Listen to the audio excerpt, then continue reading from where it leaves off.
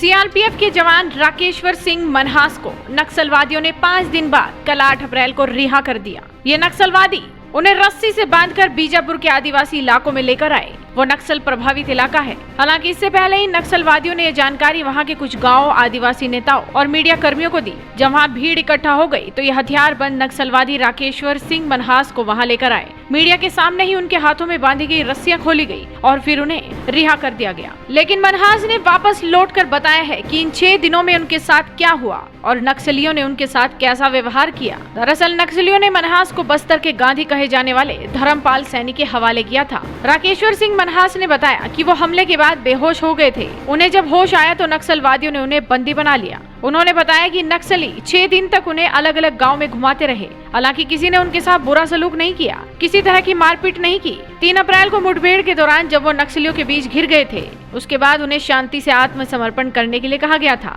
कलगुड़ा जोनागुड़ा गांव के पास से उन्हें नक्सलियों ने अपनी गिरफ्त में ले लिया था और इसके बाद कहां-कहां ले जाया गया, इसकी उन्हें सही जानकारी नहीं है। मनहास के मुताबिक नक्सली ज्यादातर स्थानीय बोली में बात कर रहे थे, इसीलिए उन्हें ज्यादातर बातें समझ नहीं आ रही थी। उन्हें जब भी एक जगह से दूसरी जगह ले जाया जाता तो आंखों पर पट्टी बांधी जाती थी। नक्सलियों ने आपस में बातचीत के बाद निर्णय लिया था कि मनहास को सुरक्षित लौटा दिया जाए, लेकिन इसके लिए मध्यस्थ नियुक्त करने की मांग की थी। गांधीवादी कार्यकर्ता धर्मपाल सैनी और गोंडवाना समाज के प्रमुख मुरैया तरेम के अलावा सामाजिक कार्यकर्ता सोनी सोरी और कुछ अन्य लोगों की मदद से नक्सलियों के साथ बातचीत की गई थी। ये लोग नक्सलियों से मिलने जंगलों में भी गए थे। हालांकि नक्सलियों ने मनहास को छोड़ने के लिए अदालत लगाई थी। मिली जानकारी के मुताबिक नक्सलियों की पामेड़ एरिया कमेटी ने कल टेकलमेटा गांव के पास जंगल में 20 गांव से आदिवासियों को बुलाकर जन अदालत लगाई। जवान राकेश्वर सिंह मनहास को बाइक से तरेम कैंप लाकर सीआरपीएफ के डीआईजी कोमल सिंह को सौंपा गया। जब मनहास को वापस किया गया, इस दौरान काफी भीड़ भी जमा हो गई थी। लेकिन अब आपको बताते हैं कि आखिर क्यों सीआरपीएफ के जवान राकेश्वर को नक्सली छोड़ने के लिए मजबूर हो गए थे। उन्हें किस बात का डर था?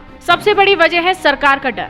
22 जवानों की शहादत के बाद देश के लोगों में गुस्सा था और इन नक्सलवादियों को पता चल गया था कि केंद्रीय रिजर्व सुरक्षा बल के 22 जवानों की जान लेने के बाद मोदी सरकार उन्हें छोड़ने वाली नहीं है। सरकार हर मौत का हिसाब लेगी। इसीलिए नक्सलवादियों ने एक योजना तैयार की और हर दिन सरकार तक मैसेज पहुंचाते रहे कि राकेश्वर मनहास सुरक्षित है। पहले चिट्ठी जारी की गई, उसके बाद राकेश्वर सिंह मनहास की तस्वीर जारी हुई जिसमें बताया गया कि नक्सली राकेश्वर का इलाज करा रहे हैं। फिर मध्यस्थता की पेशकश की गई और फिर स्थानीय पत्रकारों के जरिए संपर्क किया गया। आखिर में लोगों के बीच एक इवेंट करके राकेश्वर सिंह मनहास को छोड़ा गया। यानी नक्सलवादी सरकार तक ये मैसेज देने की कोशिश करते रहे कि वो बातचीत करना चाहते हैं। राकेश्वर सिंह मनहास को छोड़ने के पीछे की दूसरी वजह थी कि नक्सलवादियों को डर था कि अगर बंधक बनाए गए जवान राकेश्वर सिंह मनहास को ज्यादा दिन तक उन्होंने अपने पास रखा तो सरकार उन पर बड़ी स्ट्राइक कर देगी और इससे वो स्थानीय लोगों के साथ साथ अपने कैडर का भरोसा भी खो देंगे। और यही वजह थी कि उन्होंने सीआरपीएफ के जवान राकेश्वर सिंह मनहास को 5 दिन के अंदर ही छोड़ दिया और लगातार सरकार से संपर्क में रहे।